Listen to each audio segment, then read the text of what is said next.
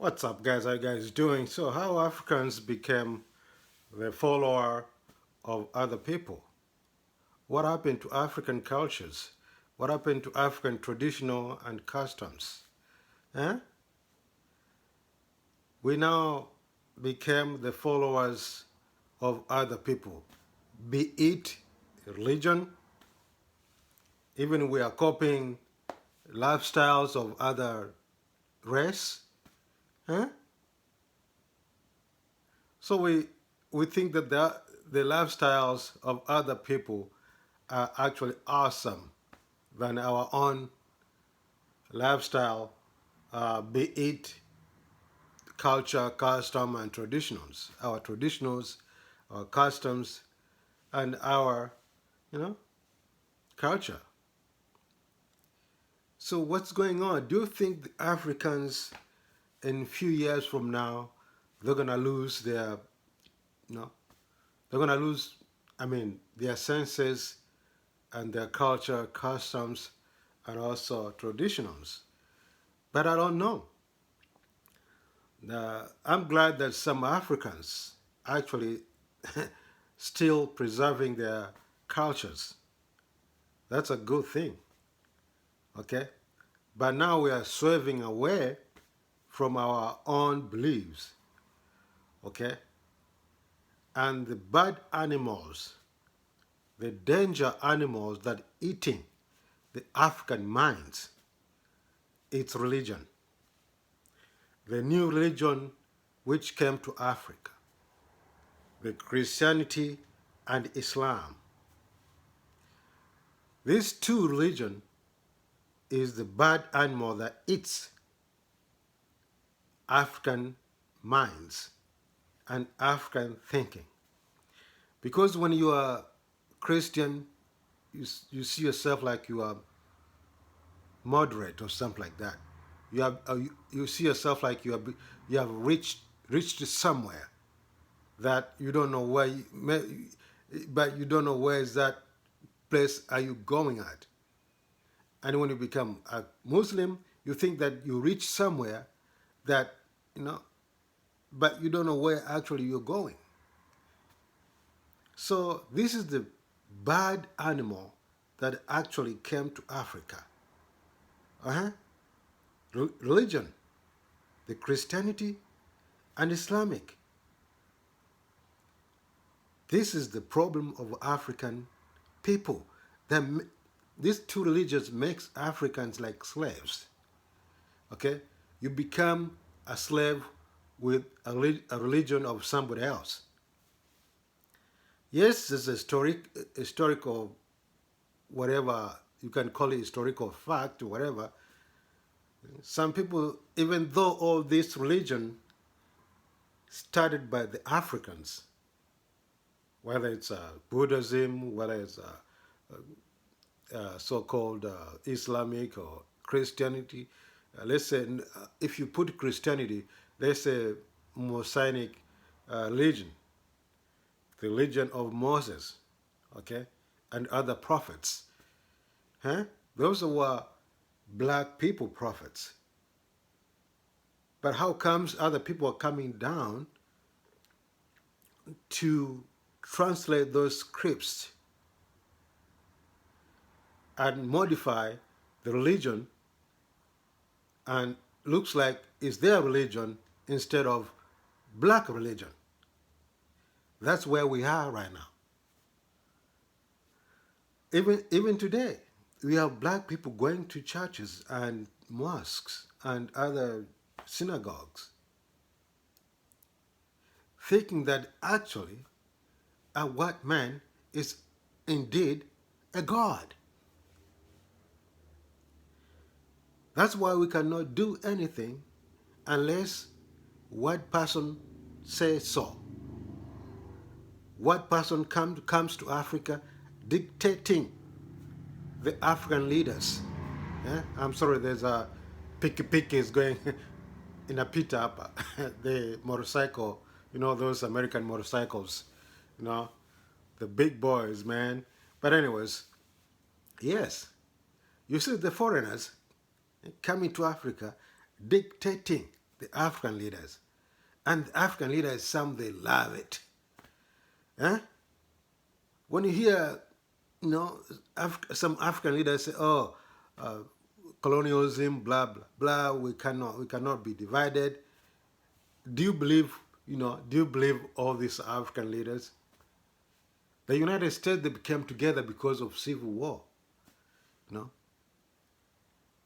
you need a concrete decision in Africa if you want Africa to be united and to be one. I think long time ago here, I made a video say that in order Africans to come together in Africa, you have to fight between, for those people who actually believing white Jesus, and for those who believing their one God, their religion, African religions. The white Jesus is the one hindering the people of Africa not to be united. These two religions is a bad animal that eats the black people's minds. It's like jiggers. You know jiggers?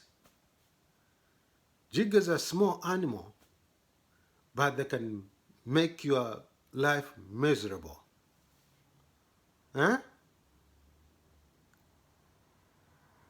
If you remove these two religions, the Christianity and Islam, remove these two religions from your minds and adopt, bring your true cultural and customs and traditions of old days. You can be cultural, traditional, and custom, and still you can be educated. Doesn't mean you're not educated. You preserve your culture. Doesn't mean you're not educated. You know. This the mindless the mindless of black people. Some black people, okay, in Africa, even here in America. Sometimes you think that when you preserve your culture, your traditional, your customs, you are illiterate or something like that. No. You can have 6, 7, 10 degrees and still you can preserve your culture, traditional, and customs. You don't have to run around copying and following other races, you know. Because now we become like, we are what? We are, how do you call it? We are not normal, okay? Black people are not normal. You might think you're not, but you're not. All this trauma of colonialism, okay? The border still there, no? I have my families in Tanzania, my tribes, yeah? Have to be stamped in order to cross the border of Tanzania. And my relatives and my family, my clans, live there. So what is it? But unless there's a big, huge civil war in Africa, for those who believe white Jesus and for those who believe traditional and custom and cultures of black men and their religion. But here there's another big obstacle for Africa not to be united, is northern side of Africa. That's a bigger problem right there. Because the other region of Africa, they think they're white people. So they cannot actually agree to form one Africa. Let me give you an example, such as, let's say, Morocco, Tunisia, Egypt, Libya, Yemen. eh? Not, you see. So this northern part of Africa, those mixed race / white people invaded that area. You know, those people, it's hard to convince them to form one Africa. So when you see Africa, there's this map. You see, the African people, they are from here and come down, and from there upwards, it's a different race. And the Bantu started from here, Mali somewhere there, and trading down all the way to South Africa and East Africa. What kind study is that? So white person, the white person who actually create that map, pointing where the Bantus are coming from. Bantus were everywhere. Bantus were in Iraq. Well, even in Philippines. You go to Philippines, you see Bantus there. Yeah? The true Filipinos, the original Filipinos, the black Filipinos. You go to Indonesia, you go to Malaysia, yeah? You go all the way to Australia. Yeah? The black people were everywhere. Yeah? I met one of the a girl from Bosnia Herzegovina, something like that. There's a country there between Bosnia Herzegovina and Serbia, somewhere there, was actually occupied by the black people. I was surprised, and she told me that. And she said, yeah, there's a place there, Bosnia, I think somewhere between Bosnia and Herzegovina and Montenegro, something like that, somewhere. There's a country many years ago where black people were there. But now they actually vanished. You can't see them. So the people who came from Greek, Rome, from Turkey, you know, Persian who came to Egypt and Morocco, Tunisia, whatever, and occupy mix with black people, having some mixed race, whatever. Now they call themselves different names. They have different names. This also is big obstacles, unless this Northern Sahara, whatever, agreed that okay, now we need to have one currency and less a borderless country, like United States. Yeah? We have 50 states plus Hawaii and plus less than Guam, one, plus some other islands.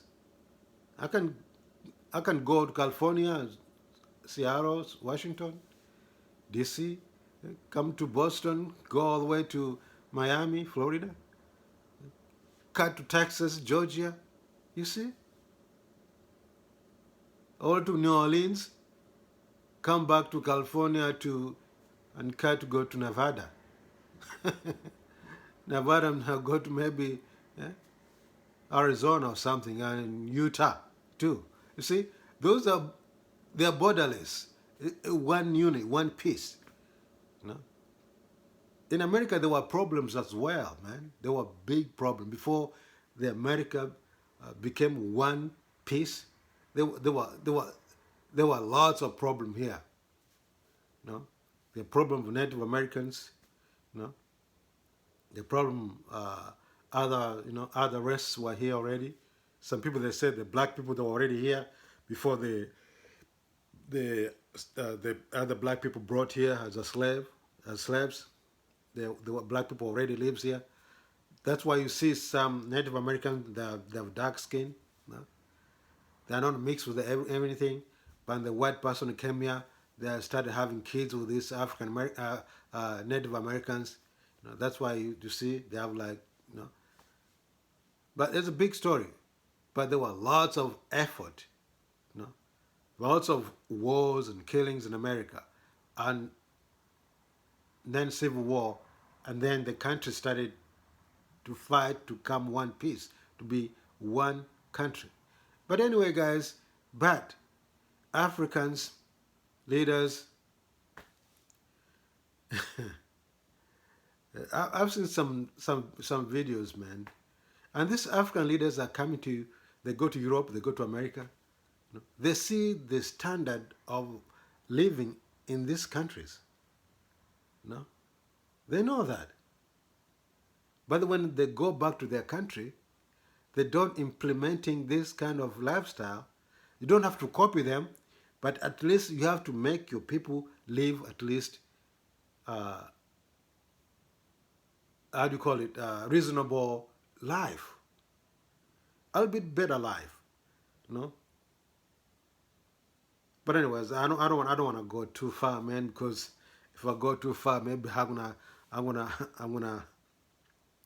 I'm gonna, you know, turn a different talk. But anyways, yes, this is guys, this is it, guys. So please subscribe, put your comments, and think, man, think a lot. I've seen uh, in this kinds of leadership in Africa, they talk as if they are tough, but they are, I said several times here, most African leaders are remote controls. You know, their bosses and their masters are staying right there, living right there, Washington D.C. and London. Hmm? Some German and some in where's that place? Let's say Portuguese. Lema Portuguese. I don't know, man. Anyways, all right, guys. Take care, guys. Please subscribe and put your comments. Bye bye.